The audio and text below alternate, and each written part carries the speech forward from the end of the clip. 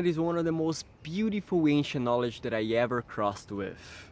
But everything that seems to carry the word ancient nowadays, it seems to create a lot of rumors. People tend to say, oh, it came from the aliens, or it came from the whispers of the gods, stuff like that. In today's video, I'll answer the question, where did the knowledge of the Mayan calendar came from? So if you want to hear the answer, stay tuned for the video.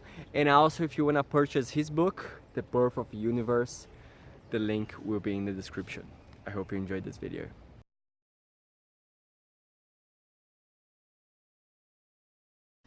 This is another epistemology of question. How does the knowledge came to you, right?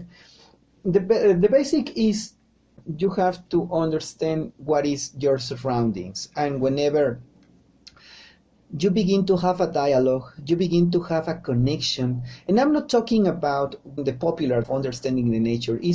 It goes beyond that. It goes like jumping into another level of understanding. If you saw the fact that, for example, the wind connects us all living beings, the wind gives us life, right?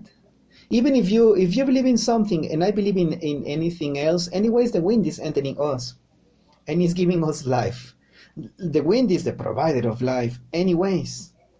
Beyond what you believe, even if you are Mayan or not, if you're breathing, the air is giving you life, and the substances in. Let's make no big deal about this. But if you jump a little bit and you think that the wind has consciousness, plays role in a balance in the world, plays role between the sky and the earth, plays a role in its own activity, and if you go a little bit to put as a sentient being with a way of consciousness that is not human, we are not the rulers. Why shall we be the rulers? We have to understand what is the surroundings, but not to touch it. We don't have the permission to destroy what is giving us life.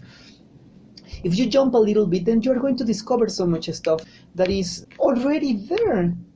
And the beautiful thing is that you can also apply mathematics, because I was talking about cycles of the nature, cycles of time. And when talking about what the wind does, you can say, well, there's a moment in which it spreads the seeds before the rain season. There's a moment in which it helps the storm. There are moments in which it's very calm. Well, you can begin to understand, to classify, and to begin to see what are those cycles in nature, what is the interconnection between them, which is the meaning associated with that star that is moving. What is that light that is so bright in the night, and sometimes in the morning, sometimes in the afternoon? When you begin to apply and interconnect the knowledge, then you begin to have numbers. Then you begin to have a mathematics. The mathematics of consciousness, the mathematics of time, or the mathematics of observation. Then it's not going to be difficult to understand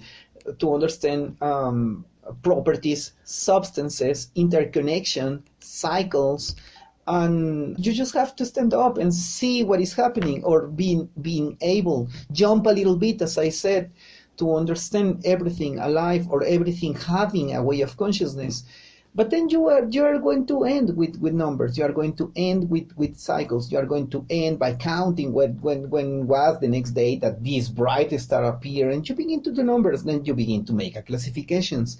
Then the mind goes on to classification of knowledge, or classification of the information. And sometimes you discover what I have said. We are not the rulers. This is not our world, in a sense. We are not the maximum consciousness way of understanding the world. We're just an expression of nature. We're just another way of understanding. Sadly, we are the destroyers of the others, but we're just another way of understanding nature. This is only the way we understand, the way we approach and receive and could classify this knowledge. But anyways, what I found beautiful about this is that we Mayans, we consider all the other also to be conscious, and for us to be in a constant relationship and dialogue, and we can get knowledge in that way through dialogue and mathematics calculation. It's not that difficult.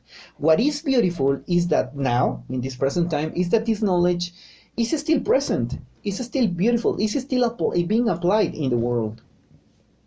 So it's not about UFOs. It's not about the voices of gods. It's not about stuff like that. Just imagine the huge quantity of time our elders had in previous times, having the entire sky for to watch.